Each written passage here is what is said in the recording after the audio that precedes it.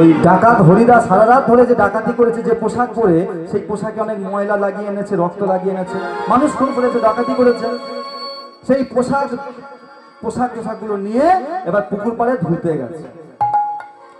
আর সেই পুকুরেই পাশে একটা ঘাট ছিল, সেই পাটে ওই গ্রামেরই দুজন মায়েরা এসে বসে কাপড় কাচছে, তারাও কাপড় কাচছে, মাধবীও গেছে এই ঘাটে। এখন এই পুকুর পাড়ে গেলে মায়েদের কত গল্প এসে যায়, যেমন এখানে মাঝে মাঝে হচ্ছে না, এখনো গল্প চলছে, দেখেছে মাথা মেরে যাচ্ছে। হ্যাঁ, কত গল্প হয় জানিস, সেগুলো বিদেশে গিয়ে কত টাকা ইনকাম করছে। হ্যাঁ, পায়েসটা কি ভালো হয়েছে, কত কথা হয় না। বলে জানিস মানিকের মা আবার কীর্তন করছে, হয়তো ওরে নেপালের বাবা আবার ভক্ত হয়েছে, সারা জীবনে চুরি করলো, সারা জীবনে মানুষ খুন করলো, এখন আবার ভক্ত হয়েছে, কত কথা হয়। এবার সেই দুজন বলছে, জানো দিদি, ও দিদি জানো তোমার ভাই নয় কালকে সন্ধ্যাবেলা আমার গালে ঠাস করে এক চড় মেরেছে। কেন চড় মেরেছে কেন? আরে চড় মারবে না, ওই আমি তরকারিতে একটু নুন বেশি দিয়ে ফেলেছিলাম। ধুর পাগল, বাড়ির কথা কাউকে বলতে আছে, বাইরের কাউকে বলতে আছে? দেখ আমি কাউকে বলি না, দেখ তোর দাদা কালকে আমার একটুখানি ভুল হয়েছে কি না, আমার ওই পাটা লেগে তরকারিটা একটু উল্টে গেছে বলে বাড়ি দিয়ে এমন পিঠে মেরেছে না, দেখ দাগ এখনো বোঝা যাচ্ছে। আমি কাউকে বলি না, বল, তাই না? তো এইরকম কথা হতে হতে বলছে, দিদি জানো আমাদের যে পুরনো শিব মন্দিরটা আছে গো, হ্যাঁ তো শিব মন্দির আছে, তো কি হয়েছে না, শিব মন্দিরে আজ থেকে 7 দিনের ভাগবত পাঠ শুরু হয়। এদিকে মাধবী যেই কাপড় কাচছিল, যেই কানে শুনেছে যে তারা নিজেদের মধ্যে কথা বলছে 7 দিনের ভাগবত পাঠ শুরু হবে, মাধবী চমকে উঠেছে। মনে মনে ভাবছে 2 বছর যে বিবাহ হয়েছে আমার, এই 2 বছর আমি ভাগবত পাঠ শুনিনি। বিয়ের আগে বাবা ভাগবত পাঠ করতো, আমি শুনতাম, কিন্তু এখন তার শুনিনি।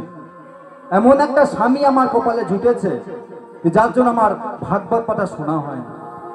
তা 7 দিনের যদি ভাগবত পাঠ হয় তাহলে আজ থেকে আমাকে যেতে হবে, আগে শুনি টাইমটা, সময়টা কখন বলছে। এবার সেই দুটো দিদি বলছে, জানো দিদি আজকে সন্ধ্যা 6টা থেকে বিকাল রাত্রি 9টা পর্যন্ত ভাগবত পাঠ হয়, তুমি যাবে? তখন আরেকটা দিদি বলছে, হ্যাঁ আমি আমার সমস্ত কাজ সেরে তারপরে যাব। এই কথা শুনে মাধবী আমার বাড়ি চলে এসেছে। এবার স্বামী যখন দুপুরবেলা ঘুমাচ্ছে, স্বামী চরণের কাছে এসে বলছে, ও স্বামী চরণটা টিপে দিচ্ছে আর বলছে, স্বামী আমি একটা কথা আপনাকে বলবো। হ্যাঁ কি কথা বল? না স্বামী, আমাদের ওই পুরনো শিব মন্দিরের কাছে, শিব মন্দিরে আজ থেকে 7 দিনের জন্য ভাগবত পাঠ হয়, আমি একটু শুনতে যাব। যেই বলেছে 7 দিনের ভাগবত হবে শুনতে যাব, অমনি ডাকাত হরিদা শুয়েছিল, উঠে বসে মাধবীর গালে ঠাস করে চড়ে মেরেছে। তো লজ্জা পায় না? তুই না ডাকাতের স্ত্রী হয়ে কৃষ্ণ ভক্ত হবে? হ্যাঁ, কোনো ভাগবত পাঠ শোনা যাবে না, কোনো কৃষ্ণ কথা শোনা যাবে না, আমি কোনো অনুমতি দেব না। মাধবী আমার কাঁদতে কাঁদতে বাইরে এসে মনে মনে ভাবছে, মার হয়তো আমি খেলাম, আমাকে হয়তো মার খেতে হলো, কিন্তু একটা কথা আমি লক্ষ্য করেছি যে আমার স্বামী মারার সঙ্গে সঙ্গে বলেছে কৃষ্ণ কথা শোনা যাবে না। তার মানে আমার স্বামী একবারে কৃষ্ণ কথা উচ্চারণ করেছে। আজ যখন একবার উচ্চারণ করেছে, আমি আবার কালকে বলবো, যদি ভাগবত পাঠ শুনতে দেয় তো ভালো, আর নাহলে মার খাবো। এবার পরের দিন যেই বলেছে যে স্বামী আজকে একটা কথা বলি, বলে হ্যাঁ বল। না ওই 7 দিনের ভাগবত পাঠ হচ্ছে, আমি আজকে 2য় দিন, কাল তো যাইনি, আজকে যাব। যেই বলেছে সঙ্গে সঙ্গে আবার শুরু হয়েছে। সেদিনও মারটা ফাঁকে পড়ল না। এবারে 3য় দিনের মাথায় মাধবী মনে মনে ভাবছে, কৃষ্ণ কথা তো বলছে, মার খাবো, তাই না? 3য় দিনে গিয়ে বলছে, স্বামী একটা কথা বলবো, বলে হ্যাঁ বল। কিন্তু কি স্বামী? কিন্তু কৃষ্ণ কথা বাদ দিয়ে বল, কৃষ্ণ কথা বাদ দিয়ে বল, কৃষ্ণ কথা বাদ দিয়ে বল। মাধবী মনে করছে আজকে যদি আমাকে মেরেও ফেলে না, আমার মরণটাও সার্থক। কেন না, আমার স্বামী নিজেরই অজান্তে 3 বার কৃষ্ণ নামে নিয়ে ফেলেছে। ওমা সেদিনও মারটা ফাঁকে যায়নি, সেদিনও মার ফাঁকে যায়নি। এইভাবে হতে হতে মার খেতে খেতে আজকে 7ম দিন, মানে আজকে হলো শেষ দিন, ভাগবত পাঠের আজকে শেষ দিন। এবারে মাধবী মনে করছে হয়তো শেষ দিনেও যাব না ভাগবত পাঠ শুনতে, আজকে আমি যাবই যাব, কোনো কথা হবে না, তাই না? কেন? ওই যে বলে যে জনা কৃষ্ণ ভজে সে বড় চতুর, হ্যাঁ? আর নারী পারে না এমন কথা নেই, তাই তো? নারী পারে না এমন কথা নেই। কেন? কারণ এখানেই তো কথা আছে, ও নারী স্বর একদিন যদি স্বর্গে তোলে, নারী একদিন যদি স্বর্গে তোলে, পরে পাতালে পাঠায়,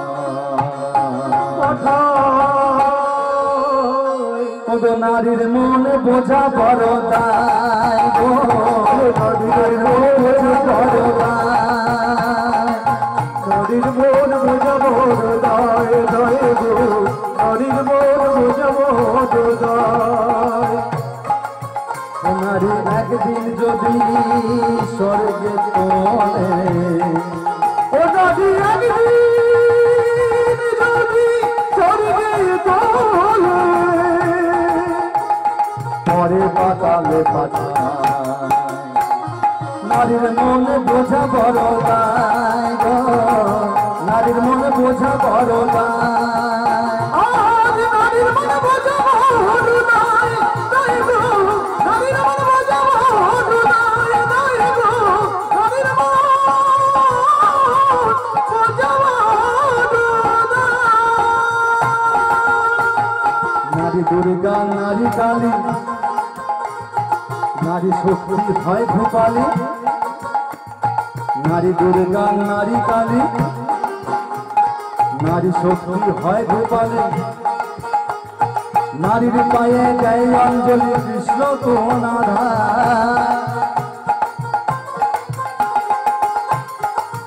থামো থামো থামো থামো। মা কালী কি শিব? কালী ছেলে, কালী পুরুষ? কেউ কিছু বলছে না। মা এদিকে কালী কি পুরুষ থাকে? হ্যাঁ, কালী নারী তো। আচ্ছা দুর্গা, দুর্গা নারী, তাহলে দুর্গাও নারী, কালীও নারী। আর আমার ভগবান শ্রী কৃষ্ণচন্দ্র যার চরণতলে অঞ্জলি দেয় সেই রাধারানী কি?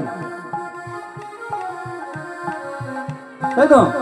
তাই বলছে কি, নারী দুর্গা, নারী কালী, নারী দুর্গা, নারী কালী, নারী শক্তি হয় ভূপালী, নারী শক্তি হয় ভূপালী, নারী দুর্গা, নারী কালী, নারী দুর্গা, নারী কালী, নারী শক্তি হয় ভূপালী, নারী শক্তি হয় ভূপালী, নারীর পায়ে দেয় অঞ্জলি কৃষ্ণ গুণাধা, নারীর পায়ে দেয় অঞ্জলি কৃষ্ণ দুর্গা পায়, নারীর পায়ে দেয় অঞ্জলি কৃষ্ণ গুণাধা, নারীর পায়ে দেয় অঞ্জলি কৃষ্ণ গুণাধা। নারীর পদতলে শুয়ে আছে, পদতলে শুয়ে আছে।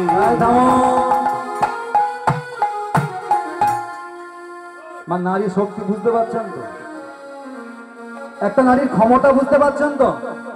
আজকে এই জগৎ সংসারে, আজকে এই জগৎ সংসারে অপরাধ নেবেন না মা, একদম সত্য কথা, বাস্তব কথা।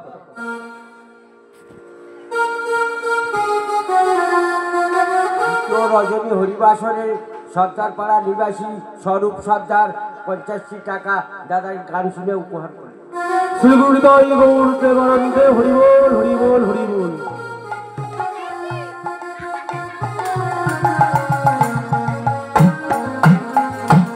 থামো, থামো থামো থামো।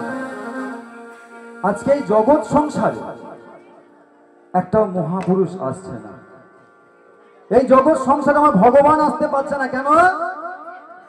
না ভগবান আসার জায়গাটা এখন আর নেই। আজকে আমরা দেখেছি আকাশে কত উড়োজাহাজ যায় না, এরোপ্লেন যায় না। তাহলে এরোপ্লেন যেতে গেলে এরোপ্লেন যেখানে নামবে সেই জায়গাটা হতে হবে বিমানবন্দর হতে হবে, তাই তো? এরোপ্লেনে বন্দর হতে হবে, যেটা দমদমে আছে এয়ারপোর্ট, তাই তো? কিন্তু আজকে ভগবান যে আসবে, যে মানুষ আসবে, সেই মানুষের মতো মানুষ যে আসবে, সেই গর্ভটাই তো এখন ঠিক নেই। অপরাধ নেবেন না মা, কথাটা ঠিক তো? আগেকার দিনে মায়েরা কি করতো না, ত্রিসন্ধ্যা ভগবানের নাম জপ করত। আর এখন কি করে? আপনাদের দিকে হয় না, আমাদের দিকে হয়। ত্রিসন্ধ্যা এর গুণকীর্তন করে, জানিস ও ভাই, জানিস দিদি কি হয়েছে বল? ওই তাদের ওই ওই ওই মোরগটা না আমার ধান খেয়ে গেছে। তার মানে বুঝতে পারছেন তো? মানে শুধু এর নামে ওর নামে তার নামে হয়েই যাচ্ছে, তাই তো? কিন্তু এটা করলে হবে না। মহাপুরুষ আনতে গেলে, এই সমাজটাকে সঠিক পথে চালনা করতে গেলে মায়েদের প্রথম ঠিক হতে হবে, নারীকে প্রথম ঠিক হতে হবে।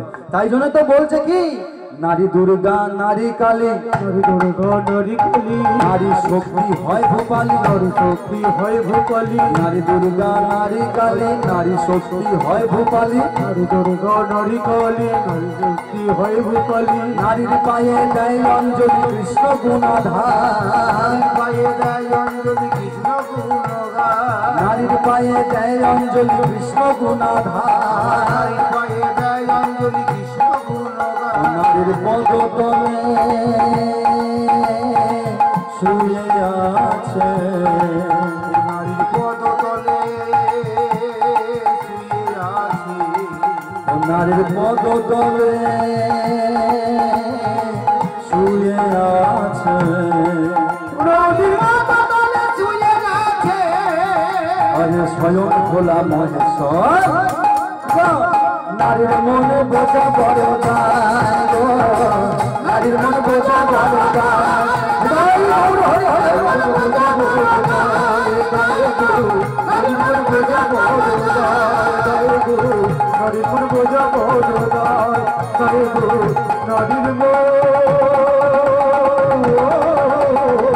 বোঝা বড় দায়।